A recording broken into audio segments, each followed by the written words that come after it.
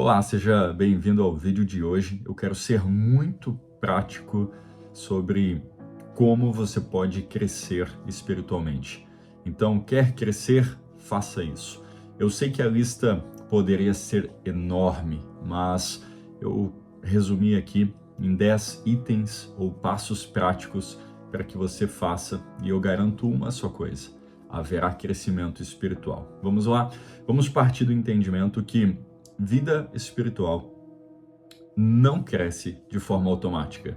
E, na verdade, nós podemos ampliar isso. Em tudo na nossa vida exige processo, exige renúncia, exige dedicação, esforço, intencionalidade. A sua vida espiritual é da mesma forma. Se nós analisarmos os passos de Jesus, nós veremos que Jesus chama homens, pessoas, para que caminhem com ele diariamente.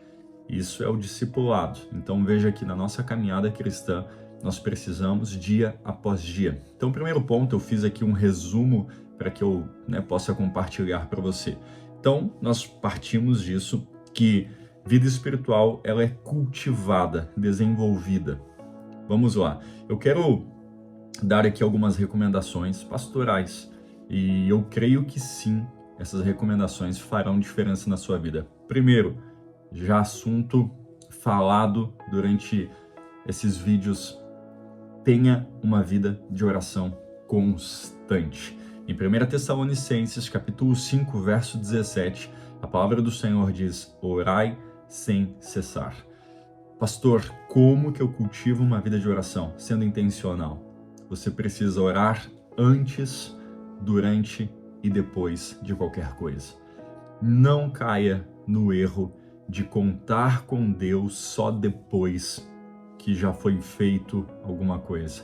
Chame a presença de Deus, chame o favor de Deus, clame pela ajuda de Deus antes mesmo de iniciar alguma coisa.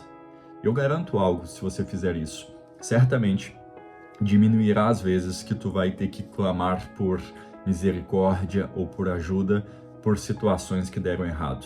Quando você parte, então, a buscar uma direção de Deus antes mesmo, eu garanto que coisas reais na sua vida, bênçãos vão começar a acontecer, porque você tem chamado Deus antes de qualquer coisa. Tenha uma vida de oração constante. Segundo, leia e medite na palavra de Deus diariamente. Pastor, eu não tenho tempo. Lembra? Nós já falamos sobre isso. Se tu está aqui pela primeira vez, saiba, não é por falta de tempo, é por falta de prioridade. A própria palavra diz em Salmos 119, 105, a tua palavra é lâmpada para os meus pés, luz para o meu caminho. A palavra do Senhor que nos norteia, que nos direciona. Não adianta uma vida só de oração sem embasamento. Por quê? Porque certamente você vai orar coisas que nem Deus deseja realizar na sua vida. Terceiro, participe ativamente de uma comunidade local, de uma igreja. Isso é muito importante. Hebreus, capítulo 10, 25, diz que nós não devemos deixar de congregar. Participar ativamente da igreja fará com que a sua vida espiritual seja desenvolvida. Vá aos cultos mesmo sem ter vontade. Te comprometa. Se a sua igreja tem culto aos domingos, às quartas ou quintas, você precisa se comprometer. Pastor, por que isso é importante? Porque você vai estar cercado de pessoas que estão vivendo exatamente o que você quer viver ou também o que você está vivendo. Pessoas que estão edificando também a sua vida espiritual, pessoas que serão usadas por Deus para ministrar ao seu coração.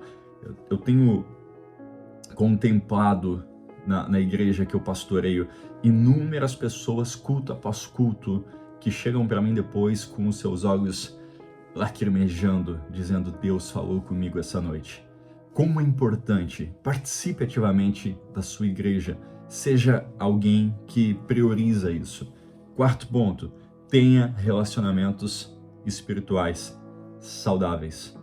Você não foi chamado para andar intimamente com todas as pessoas. Tenham pessoas que vão edificar a sua vida. Tenham pessoas que vão acrescentar. Ande com o sábio e sábio também tu serás. Provérbios vai falar sobre isso. Veja, é importante que no seu relacionamento tenham pessoas que vão realmente ministrar o seu coração. Aquelas pessoas que não estão contigo pelo dinheiro que você tem ou pelas oportunidades que você pode conseguir, mas pessoas que realmente vão acrescentar algo na sua vida espiritualmente. Uma das coisas que eu faço, eu cultivo relacionamentos com pessoas mais experientes do que eu, pessoas de Deus. Isso é importante. Tenha relacionamentos saudáveis. Quinto, pratique o jejum regularmente. Em Mateus 6, nós vemos que Jesus ensina os discípulos sobre oração, sobre generosidade, e ele fala também sobre o jejum. Quando jejuardes. Veja, o jejum, ele mortifica a sua carne. Pastor, é muito difícil. Eu não consigo me abster da comida. Você pode fazer isso de forma leve no começo. Você pode tirar uma refeição, faça semanalmente, mas tenha esse desejo de se abster para que você possa se inclinar mais para as coisas espirituais. Sexto ponto, sirva com os seus dons. Deus te deu dons. Use eles para edificação do corpo. Sabe, muita gente não sabe conduzir os dons que recebeu da parte de Deus. Acham que os dons são para promoção, né? Autopromoção, são para exibição, mas na verdade os dons é para servir. 1 Pedro 4,10, né? Eu estou aqui não lendo todo ali o versículo, mas diz assim: cada um administra aos outros o dom como recebeu. É muito importante você saber conduzir o que Deus te deu. Use aquilo que Deus te deu para edificar outras vidas. Seja suporte. A Bíblia vai dizer, né? Suportai-vos uns aos outros em amor. Te coloca como suporte na vida de outras pessoas. À minha frente aqui tem uma mesa. Essa mesa é suporte. Sirva como suporte na vida de outras pessoas, as pessoas que estão em sua volta. Sétimo ponto, cultive uma vida santa. 1 Pedro 1,15 diz assim: sede santos em todo o vosso procedimento. Sabe, fuja do pecado. Confesse as tentações para não precisar confessar os pecados. O que eu quero dizer? Nós somos tentados. Todos somos tentados. Confesse a tentação. Chame teu pastor, chame teu líder, chame alguém maduro na fé e diga: eu estou passando por isso. Não tenha nada escondido. Sabe, Deus só não poderá te transformar, não porque Ele não tem poder para isso, não, mas é porque é contra a própria palavra dele. Se não houver sinceridade, se não houver a remoção das máscaras, não haverá transformação. Então Deus não te chama perfeito, mas Ele te chama um aperfeiçoamento. Então você confessa, você se expõe. Talvez tu tenha conversas guardadas aí no seu WhatsApp, né, escondidas, muitas vezes até de gente da tua família, tua esposa, teu esposo. Talvez tu tenhas uma vida com, né, duas histórias. Então as pessoas te conhecem de um jeito, mas tem outras pessoas que te conhecem de outro. Você fica oscilando na sua caminhada, né, uma vida de hipocrisia. Confesse isso, se exponha. Talvez tu tenha vícios. Pastor, mas eu não consigo me libertar. Tu não conseguirás sozinho. Tu precisa de ajuda. Abra o teu coração com pessoas maduras. Cultive então a vida santa. Se abstenha do pecado. Oitavo, tenha disciplina e constância. Pastor, é muito difícil. Realmente não é fácil. Eu conversava com um casal numa visita pastoral hoje. Na verdade, você que está assistindo hoje, essa visita foi ontem, e eu conversava com eles e eu falei, olha, sobre a oração, a importância da oração, e eu falei, gente, nem todo dia eu acordo de madrugada animado para orar. Pelo contrário, eu até usei uma expressão que, com muito cuidado eu te falo, não leve para o outro sentido, mas pelo menos para nós aqui é até fácil de entender. Eu falei assim, olha, às vezes até na força do ódio, o levantar, sabe, aquela coisa de, preciso. Mas por que isso? Por que eu quero falar que é assim? Porque muita gente acha que uma vida de oração, de jejum, de meditação, leitura da Bíblia, é um deleite todos os dias. Não é, gente. Se torna, mas não é. Por que eu quero dizer isso? Porque muitas vezes, tu te levanta para orar com muito sono, com muito cansaço. Muitas vezes tu não queria levantar. E o que você faz? Tu subjuga o teu corpo. Quem fala isso é o próprio apóstolo Paulo, em 1 Coríntios capítulo 9, 27, antes eu subjugo meu corpo. Veja que ele faz isso para que ele não seja, envergonhado ali, ou que a pregação dele seja coerente com a vida dele. O que eu quero dizer com isso? Que uma vida de piedade é uma vida de renúncia mesmo. Então não pense que tudo vai ser assim, naquele, sabe aquele casal de namorado que, meu Deus, não consegue ficar ali, um minuto sem conversar? Talvez você ache que você sempre viverá com esse sentimento, assim, essa paixão. Gente, você vai cultivando isso.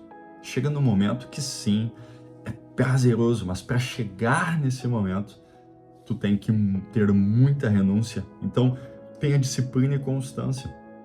É importante que você tenha disciplina para ir aos cultos, disciplina para jejuar, disciplina para orar, disciplina para ter bons relacionamentos, constância, né? Não é ir uma semana na igreja, mas ir toda semana. Não é orar uma vez por mês, mas orar todos os dias. 9º ponto, seja generoso. Pratique a caridade, ajude pessoas. Atos 20, 35 diz assim: bem-aventurado, ou mais bem-aventurada coisa é dar do que receber. Nós somos um povo muito abençoado, porque temos um Deus, servimos um Deus muito poderoso. Agora, aquele que retém, a palavra do Senhor vai dizer que este não prospera. Seja generoso. Eu quero te desafiar. Qual foi a última vez que tu fez uma oferta? E veja, agora eu vou abrir um pouquinho mais sobre isso.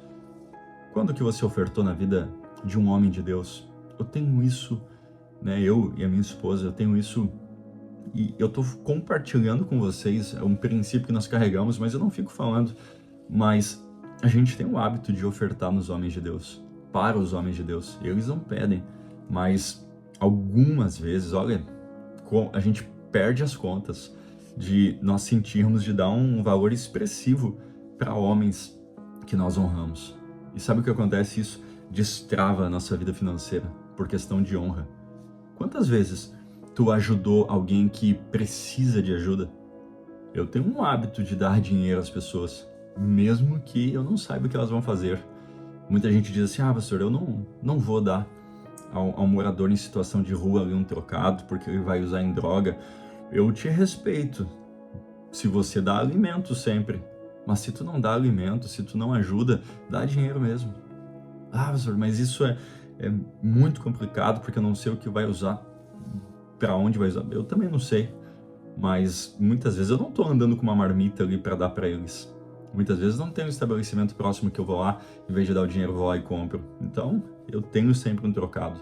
As pessoas que pedem, compre coisas de gente que está querendo vencer na vida. Sabe, aquele empreendedor perto da sua casa, que tem ali, algo que está fazendo, está bem no começo, ajude essa pessoa. Sabe, comece a ter uma vida, a ser generoso. Invista na igreja que você frequenta, que você é membro. Coloque seu dinheiro lá. Pastor, mas eu não sei o que fazem. Não, se você é membro de um lugar, você deve confiar nesse lugar, senão tu nem poderia ser. Coloque seu dinheiro naquilo que Deus está fazendo na terra.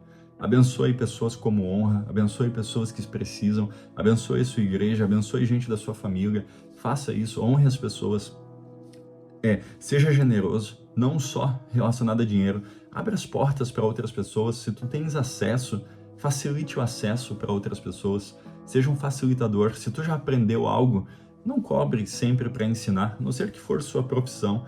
Mas, mesmo sendo tua profissão, pega ali 10%. Tu tens 10 clientes, pega ali mais um, oferte na vida de alguém o teu conhecimento. Se tu tens uma empresa que fatura X, pega 10% disso, além do seu dízimo, da sua oferta. Faça algo e diga assim: não, parte disso vai ser para servir. Elabore algo para que possa servir. Uma das empresas me chamaram,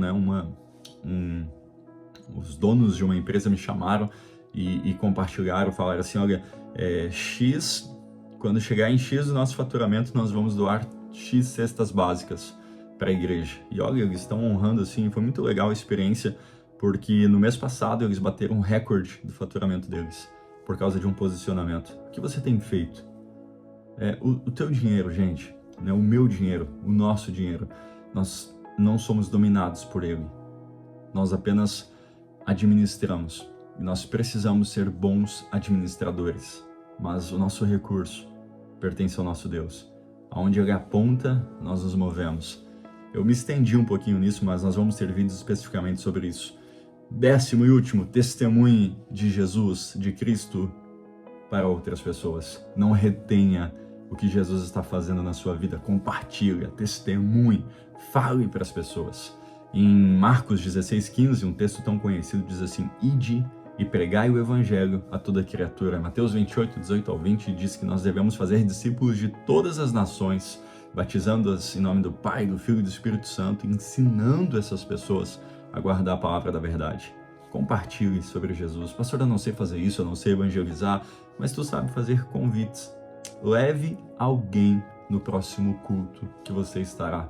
Liga para essa pessoa, manda o WhatsApp e diz assim, ó, eu quero você. Fulano, eu quero você junto comigo, porque o que Jesus está fazendo na minha vida pode fazer na sua também. Agora, eu encerro esse vídeo, eu vou orar por você. Eu queria que você, se pudesse, comentasse aqui desses 10 itens que eu coloquei aqui, e realmente teriam mais, se algum destes te chamou mais atenção. E diante de tudo isso, revisa esse vídeo, coloca ali um checklist e diz assim, poxa, eu já estou sendo generoso, eu já estou orando todo dia. Você vai ver o quanto isso vai gerar um crescimento na sua vida espiritual. Quer crescer, meus irmãos? Faça isso. Que Deus te abençoe. Pai, em nome de Jesus, eu abençoo os seus filhos e eu declaro na vida deles que haverá um crescimento, Senhor. Um crescimento, meu Deus, em todas as áreas. Nós abençoamos o seu povo, em nome de Jesus. Deus te abençoe.